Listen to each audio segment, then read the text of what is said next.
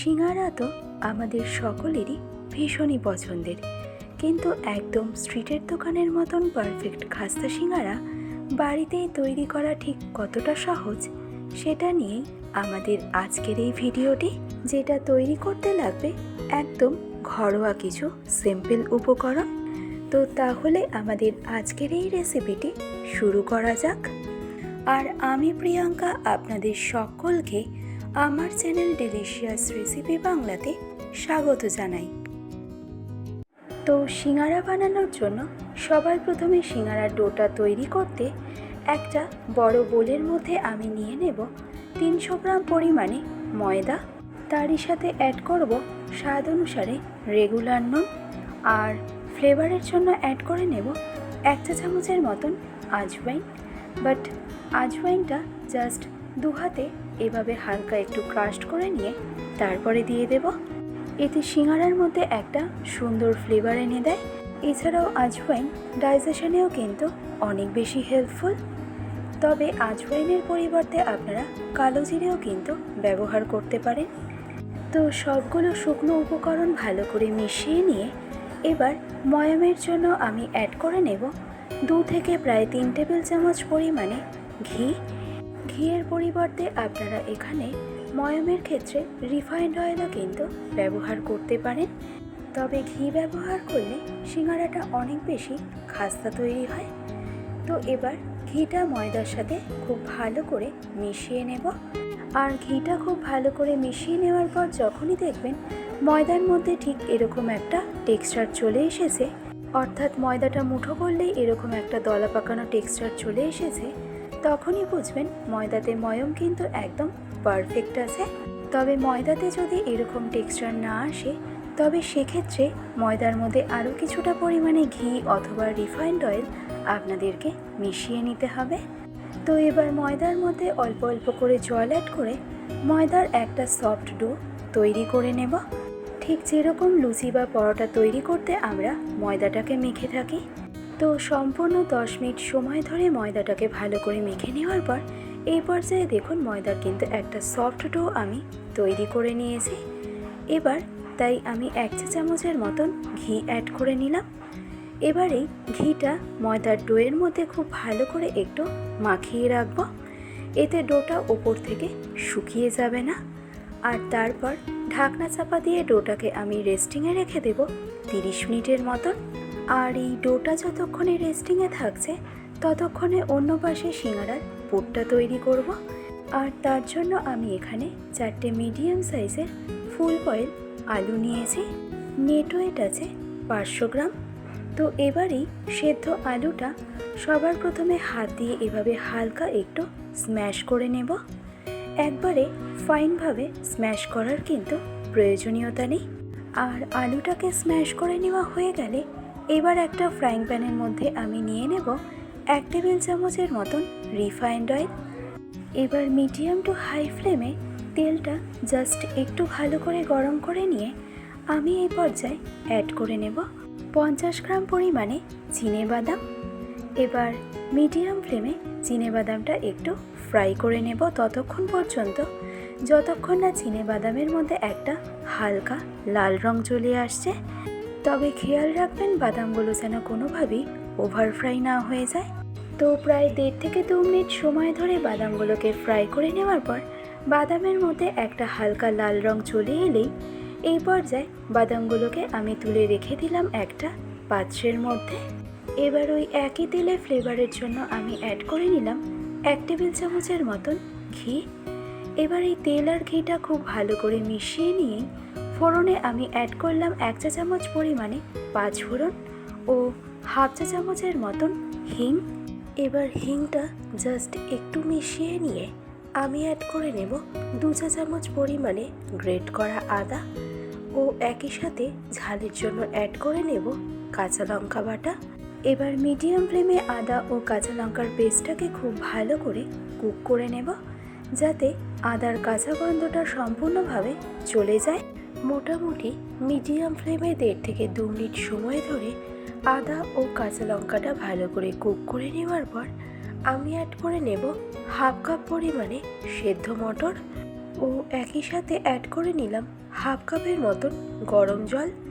এতে মশলাগুলো কুক করার সময় মশলাগুলো কড়াইয়ের মধ্যে লেগে যাওয়ার সম্ভাবনা একদমই থাকবে না। তো সমস্ত কিছু ভালো করে একবার মিশিয়ে নিয়ে এবার আমি অ্যাড করে নেব 1 চা চামচ ধনে পাউডার ও একই সাথে রঙের জন্য অ্যাড করব 1 চা চামচ কাশ্মীরি রেড চিলি পাউডার। দিয়ে দিলাম স্বাদ অনুসারে রেগুলার নুন।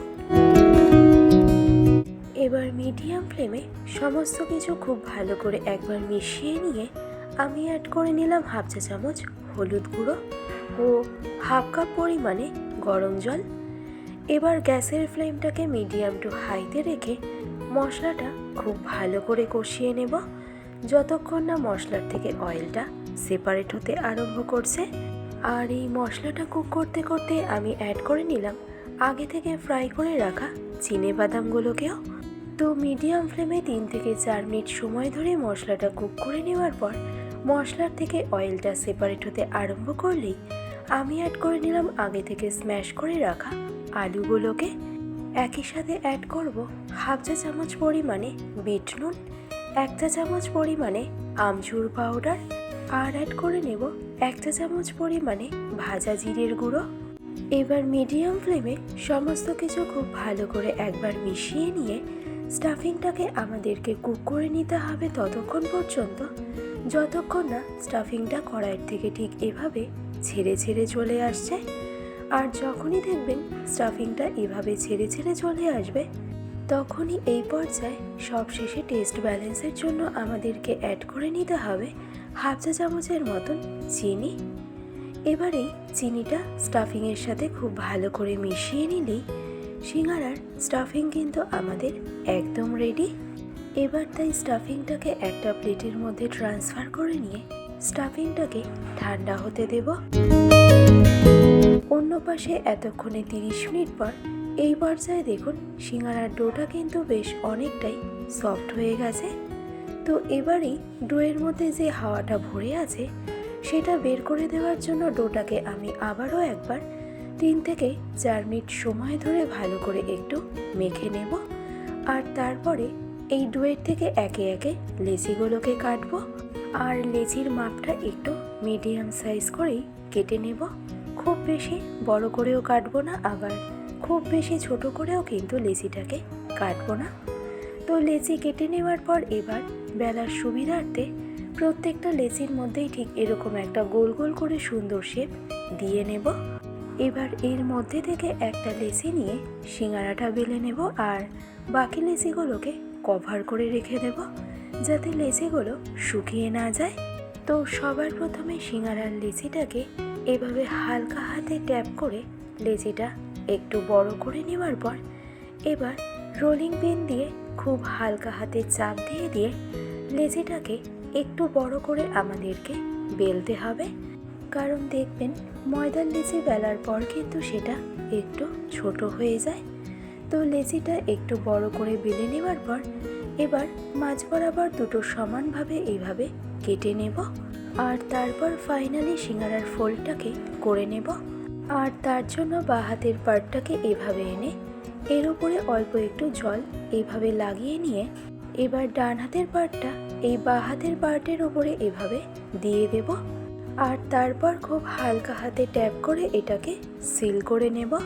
আর এই সিলটা কিন্তু আমাদেরকে অবশ্যই খুব ভালো করে নিতে হবে যাতে ভেতরের পুরটা বেরিয়ে চলে না আসে। আর এই স্টেপটা কমপ্লিট হয়ে গেলেই দেখবেন সিঙ্গারার মধ্যে একটা চোঙাকৃতি শেপ চলে আসবে। এবার এর মধ্যে পরিমাণ মতো পুর দিয়ে পুরটাকে এভাবে হালকা হাতে চাপ দিয়ে সিঙ্গারার নিচের দিকে আমাদেরকে একটু দিয়ে দিতে হবে। এবার ঠিক যে দিকটা থেকে আমরা সিঙ্গারার প্রথম ফোল্ডটাকে করেছিলাম তার ঠিক অপোজিট দিকে একটা ছোট্ট ফোল্ড আমাদেরকে এভাবে করে নিতে হবে। আর এই ফোল্ডটা করে নেওয়ার পর এবার পেছন দিকের পার্টটা এভাবে সামনের দিকে এভাবে টেনে এনে দুটো মুখ এরকম এক জায়গায় এনে সিঙ্গারার মুখটা খুব ভালো করে আমাদেরকে সিল করে নিতে হবে। আর তাহলেই দেখবেন সিঙ্গারার পারফেক্ট শেপটা কিন্তু চলে আসবে। আর যখন সিঙ্গারার পারফেক্ট শেপটা দিয়ে নেওয়া হবে তখন দেখবেন এরকম প্রত্যেকটা সিঙ্গারাই কিন্তু বসবে। তো একইভাবে সবগুলো সিঙ্গারাই আমি তৈরি করে নিয়েছি। এবার এই সিঙ্গারাগুলোকে ডিরেক্টলি তেলের মধ্যে দিয়ে দেব। তেলের টেম্পারেচারটা এখানে কিন্তু ভীষণভাবেই গুরুত্বপূর্ণ। সিঙ্গারাগুলোকে তেলের মধ্যে দেওয়ার সময় তেলের টেম্পারেচারটা কিন্তু একদমই লোতে রাখতে হবে। তেলটা খুব বেশি গরম থাকলে কিন্তু একদমই চলবে না। সিঙ্গারাগুলো আস্তে আস্তে ফ্রাই হতে থাকবে আর অন্য পাশে তেলটাও আস্তে আস্তে গরম হতে থাকবে। আর প্রথম পর্যায়ে এইভাবে সিঙ্গারাগুলো ফ্রাই করতে করতে এক পর্যায়ে দেখবেন সিঙ্গারাগুলো তেলের মধ্যে ঠিক এভাবে ভেসে উঠবে। আর ঠিক এই পর্যায়ে গ্যাসের ফ্লেমটাকে আমাদের একদম মিডিয়ামে করে দিতে হবে, কারণ হাই ফ্লেমে সিঙ্গারাগুলোকে ফ্রাই করে নিলে সিঙ্গারার ওপরের কালারটা খুব তাড়াতাড়ি চলে এলেও সিঙ্গারার মধ্যে যে একটা ক্রিস্পি ভাব থাকে সেটা কিন্তু আসবে না। আর তাই মিডিয়াম টু হাই ফ্লেমে একটু সময় নিয়ে সিঙ্গারাগুলোকে আমাদের ফ্রাই করে নিতে হবে, যতক্ষণ না সিঙ্গারার মধ্যে পারফেক্ট কালারটা চলে আসছে। তো মিনিট 10 সময় ধরে সিঙ্গারাগুলোকে ফ্রাই করে নেওয়ার পর এই পর্যায়ে দেখুন সিঙ্গারার মধ্যে কিন্তু একটা পারফেক্ট কালার চলে এসেছে। এবার তাই সিঙ্গারাগুলোকে আমি তুলে রেখে দেব। আর দেখুন সিঙ্গারার ফোল্ড একদম পারফেক্ট করে নেওয়ার কারণে সিঙ্গারাগুলো ফ্রাই করার সময় কিন্তু এর ফোল্ডটা কোনোভাবে খুলে যায়নি। তো আশা করছি এই প্রত্যেকটা টিপস ফলো করলে আপনারাও বাড়িতে খুব সহজেই একদম স্ট্রিট স্টাইলে সিঙ্গারা বাড়িতেই বানিয়ে নিতে পারবেন। তো একইভাবে সেকেন্ড ব্যাচে বাকি সিঙ্গারাগুলোকেও আমি ফ্রাই করে নিয়েছি। তৈরি হয়ে গেল আমাদের আজকের রেসিপি সম্পূর্ণ নিরামিষ পদ্ধতিতে একদম স্ট্রিট স্টাইল আলু সিঙ্গারার রেসিপি। ভালো লাগলে অবশ্যই এইভাবে ট্রাই করে দেখুন। আশা করছি আপনাদের সকলের ভীষণই ভালো লাগবে। আজকের ভিডিওটি তবে আমি এখানেই শেষ করছি। ভালো থাকবেন, সুস্থ থাকবেন। ধন্যবাদ।